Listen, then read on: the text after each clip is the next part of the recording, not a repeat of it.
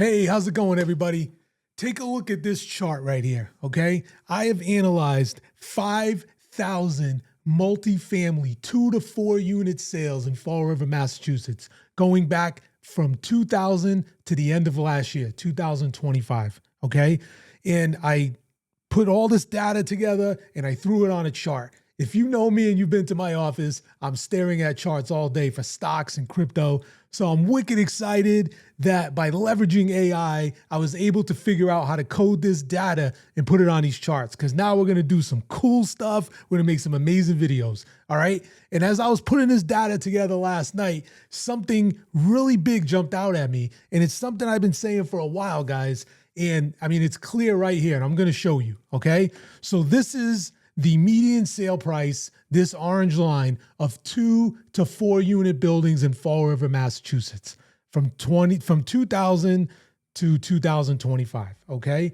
Why 2 to 4 units? What's important about that? Those are the multifamilies that first-time buyers buy, right? You can buy a 2 to 4 unit building with 3.5% down. A lot of people who buy those buildings, especially nowadays, are buying them because they can't afford any other house, right? So I call them landlords by conscription, right? They're forced to become landlords, all right? And I'm going to show you something on this chart that is going to blow your mind, all right? So let's just look really quick. So going back to 2000, the average, the median, we use the median because the average gets skewed by weird numbers. And remember, this is 5,000 sales, a bunch of random realtors inputting this data in MLS. There's a lot of bad data in MLS.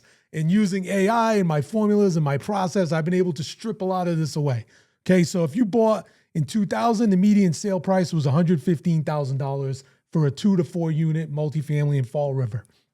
The peak in 2005 was around $295,000. Okay, the bottom was in 2012, approximately $125,000. And since that bottom, I mean, it's just been straight up to today. Last year was $630,000.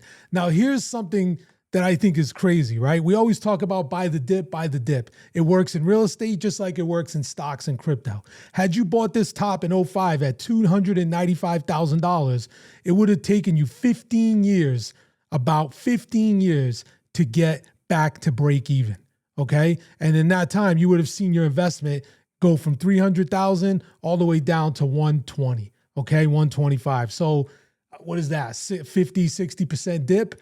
Right? Now, had you bought that bottom to today, what an epic rise, okay?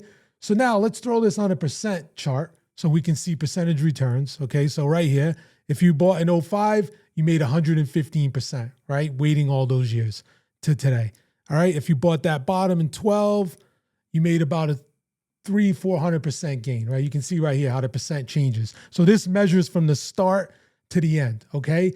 Now, I told you there was something that was going to blow your mind that I'm going to throw on this chart. So we're going to throw this blue line on the chart right now. Now, what is this blue line? Okay, this blue line is according to HUD, the 2-bedroom fair market rent for Fall River, Massachusetts, okay? So let's just analyze that line first before we really start looking at that relationship in the data, okay? So this gives us a baseline for rents in Fall River. And we use 2 bedrooms because they're kind of middle of the road, the most common kind of unit that's out there. So you can see over time, you know, in 2000, it was $664, 2001, $632, 2005 got up to about $1,000, then down around $900 in 2014, right? And now today it's about $1,700 is the fair market rent in Fall River, according to HUD, for a 2-bedroom apartment. You know, so you can see rents have gone up considerably over time, right? So if we put that back on a percentage, you know, from 2012, rents have gone up about 90%. It's almost doubled in 14 years or so, something like that. Now, this is where it gets crazy, guys, okay? When you're buying a multifamily, you're buying income, right? That's part of what you're doing.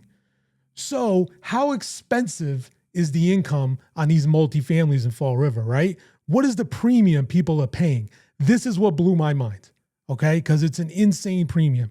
So let's zoom back out, and we're going to throw now the orange line. Remember, that's the average sale, the median sale price of these 2 to 4 unit buildings, and this is the rent in blue, okay? So we can analyze the relationship between how much more you're paying for the building compared to how much more the rent has gone up and what the ratio is between the two of them. And this is where it gets wild. So from 2000 to today, okay, the price of the building has gone up 443%, while the rent has only gone up 159%. So you're paying 3 times more for that income than you were paying 26 years ago. Think about that, okay? 3 times more is what you're paying for that income than you were 26 years ago, okay? And there are very few times, like you can see here during the financial crisis when the prices crapped all the way down at the bottom of the market and the rents held steady, so at that time the rent growth outpaced, but that's an anomaly, okay? Over time, you can see since then, you're paying a massive premium for the income, right? And, this chart just adjusts based on the start date. So you can see it moves around. Had you bought in 03, it's pretty much kept even since then, but let's go back to like 2019, right? Let's just go back here. Even in the last 5 to 6 years, the price of the property has gone up twice as much as the increase in income. So you're paying double for the same income you were paying 6 years ago, guys. That is the crazy thing that I saw when I started charting this out. And I always kind of knew it intrinsically, but when you put it on a chart and you just analyze the data and you take the emotion out of it, it really hammers home a point.